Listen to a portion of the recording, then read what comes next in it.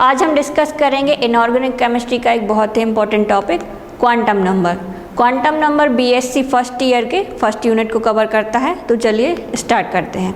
Quantum number का जो idea है वो सबसे पहले 1926 में श्रोडिंगर ने दिया था। इसके द्वारा जो ऑर्बिटल्स होते हैं उसका डिटर्मिनेशन करते हैं, या हम ये बोल सकते हैं कि जो क्वांटम नंबर्स हैं वो इलेक्ट्रॉन का एक परमानेंट एड्रेस होता है, वो इलेक्ट्रॉन के एड्रेस के बारे में हमें बताता है। अब इसकी डेफिनेशन देख लेते हैं। इसकी डेफिनेशन ये है कि जो क्वांटम नंबर्स होते हैं वो ऑर्बिटल के बिहेवियर के बारे में हमें बताते हैं, जैसे उसका साइज, शेप, ओरिएंटेशन और उसका स्पिन ऑफ इलेक्ट्रॉन के बारे में हमें बताते हैं। अब हम देख लेते हैं types of quantum number.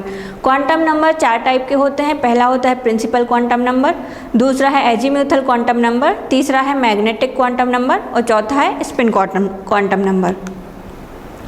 Principal quantum number. Principal quantum number किसी ऑर्बिट के साइज को हमें बताता है या शो करता है। इस क्वांटम नंबर से हम किसी ऑर्बिट का साइज बता सकते हैं, या न्यूक्लियस से उसका अप्रॉक्सीमेट डिस्टेंस कितना है उसे हम इसके द्वारा शो कर सकते हैं।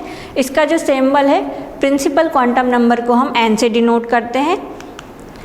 जैसे कि आप डायग्राम में देख सकते हैं, डायग्राम में जब n = 1 है तो यहाँ पे k सेल की बात हो रही है, ये एनर्जी बढ़ती जा रही है।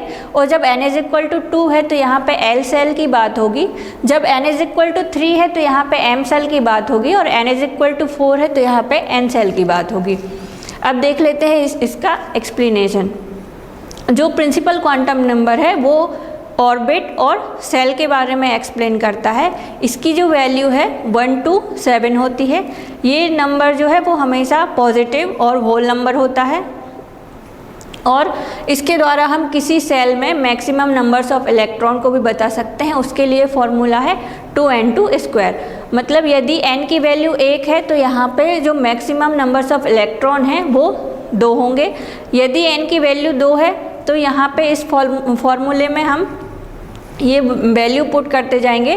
तो यहाँ पे जब n की वैल्यू 2 होगी तो मैक्सिमम नंबर्स ऑफ इलेक्ट्रॉन 8 होंगे। जब n की वैल्यू 3 होगी तो मैक्सिमम नंबर्स ऑफ इलेक्ट्रॉन 18 होंगे। जब n की वैल्यू 4 होगी तो मैक्सिमम नंबर्स ऑफ इलेक्ट्रॉन 32 हो जाएंगे।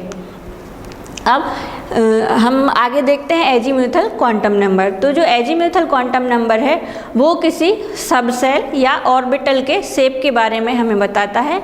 एजीम्यूथल क्वांटम नंबर को हम L से डिनोट करते हैं। जो एजीम्यूथल क्वांटम नंबर है वो हमेशा ऑर्बिटल और सबसेल को एक्सप्लेन करेगा, और इसकी जो वैल्यू है वो 0 से 3 तक अभी तक पाई गई है। और ये जो नंबर है वो हमेशा पॉजिटिव और होल नंबर होगा। और जो मेन सेल है, मेन सेल में सब सेल के कितने नंबर्स हैं उसको डिटरमिन भी हम इसके हेल्प से कर सकते हैं। उसके लिए एक फॉर्मूला है L = n-1।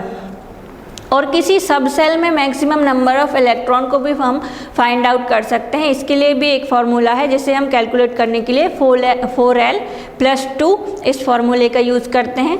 और इसके द्वारा एजीम्यूथल क्वांटम नंबर के द्वारा हमें बताया गया कि जो s ऑर्बिटल है उसका जो शेप है वो स्फेरिकल है, और जो p ऑर्बिटल है उसका शेप डम्बेल है। एजीम्यूथल क्वांटम नंबर में जब L की वैल्यू 0 है तो जो सब लेवल है वो S होगा, ऑर्बिटल जो है वो S होगा, शार्प या S होगा, और इसका जो शेप है वो स्फेरिकल होगा। जब L की वैल्यू 1 है तो जो ऑर्बिटल है वो प्रिंसिपल या p ऑर्बिटल होगा, और इसका जो शेप है वो डम्बेल शेप होगा। जब L की वैल्यू 2 होगी तो ये डिफ्यूज्ड होगा, या जो ऑर्बिटल है वो d ऑर्बिटल होगा, और इसका जो शेप है वो क्लोवर लीफ की तरह होगा। और जब f ऑर्बिटल की बात होगी यहाँ पे L की वैल्यू जो है वो 3 होगी, और इसमें जो शेप होगा वो एक कॉम्प्लेक्स जैसा होगा। अब हम देख लेते हैं मैग्नेटिक क्वांटम नंबर। तो जो मैग्नेटिक क्वांटम नंबर है वो किसी ऑर्बिटल या सबसेल के ओरिएंटेशन के बारे में हमें बताता है कि उसका ओरिएंटेशन कैसा है, और इस क्वांटम नंबर को हम m से डिनोट करते हैं। आइए अब इसको थोड़ा अच्छे से समझ लेते हैं। जो मैग्नेटिक क्वांटम नंबर है वो सब सेल के ओरिएंटेशन के बारे में समझाता है और इसकी जो वैल्यू है वो -1 से +1 होती है और ये जो नंबर है वो हमेशा पॉजिटिव, नेगेटिव और होल नंबर होता है। और मैग्नेटिक क्वांटम नंबर सब सेल के ओरिएंटेशन और सब सेल के नंबर्स के बारे में हमें बताता है। इसको डिटरमाइन करने के लिए 2l+1 इस फॉर्मूले का यूज़ करते हैं और जो मैग्नेटिक क्वांटम नंबर है उसको कैलकुलेट करने के लिए -L2 + L ये फॉर्मूला यूज़ किया जाता है।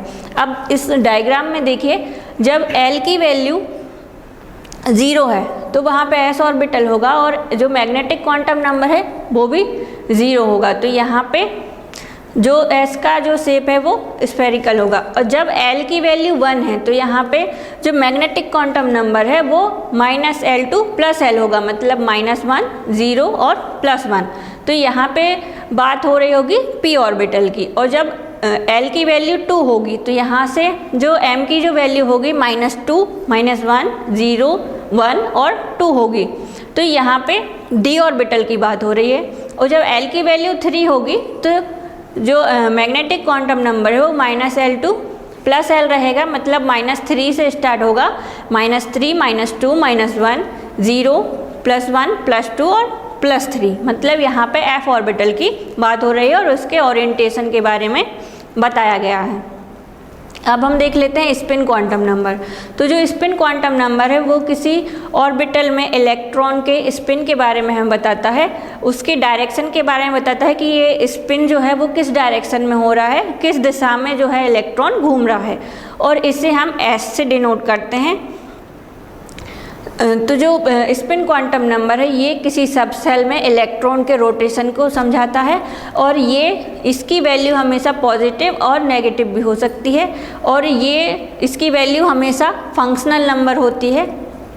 इसकी वैल्यू +1/2 क्लॉकवाइज और -1/2 एंटी क्लॉकवाइज होती है, मतलब जब इलेक्ट्रॉन क्लॉकवाइज घूम रहा है तो हम अपवर्ड एरो से इसे शो करते हैं, लेकिन जब जो इलेक्ट्रॉन है वो एंटी क्लॉकवाइज घूम रहा है तो इसे हम जो डाउनवर्ड जो एरो है उस तरह से शो करते हैं।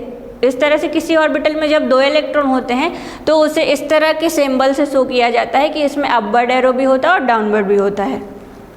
अब हम एक बार देख लेते हैं कि हमने इस वीडियो में क्या डिस्कस किया।